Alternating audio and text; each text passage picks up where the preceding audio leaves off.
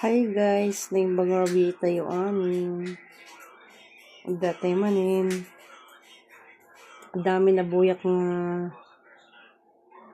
importante. Nitikit yung Pangulo in 2028. Ganito ba yung gusto niyong Pangulo? No, good. Tingnan nyo, ganito ba ang gusto nyo? Ina ninyong lahat. Martin Romualdez, Lisa Marcos, Bongbong Marcos. Putak na mukha! Tangina mo ka! Tangina ninyo. Imagine myself cutting his head.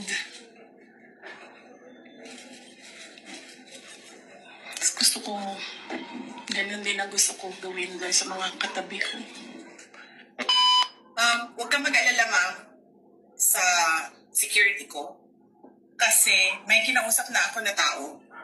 Sinabi ko sa kanya, kapag pinatay ako, patayin mo si BBM, si Lisa Araneta, at si Martin Romualdez. No joke. No joke. Nagdilin na ako, ma'am. Pag namatay ako, sabi ko, huwag ka tumigil na hanggang hindi mo mapatay sila. And then he said yes. Ano guys? Ganyan ba ang gusto niyong president? Ay nako, Diyos ko. Kung may pinag-aralan ka, dapat hindi ganyan yung sinasabi. Kapag gustong magpaka-leader, hindi kailangang magsabi ng ganyan. Kasi nakakababang tao yung ganyang ugali. Hindi kailangang magmura. Diba? Kung may utak ba. Ayoko sanang kasi vice president natin yan. Pero hindi pwede eh. Kasi nakakaya na. Alam mo, mabait yung taong yan. Pero ganyan yung pag-ugali. Iba yung ugali niya. Parang siya.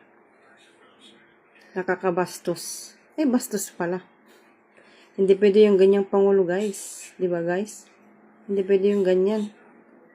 Kasi pagka humarap dun sa ibang bansa, kunwari, president siya. Tapos pupunta dun sa international. Tapos ganyan yung napanood nilang ugali niya.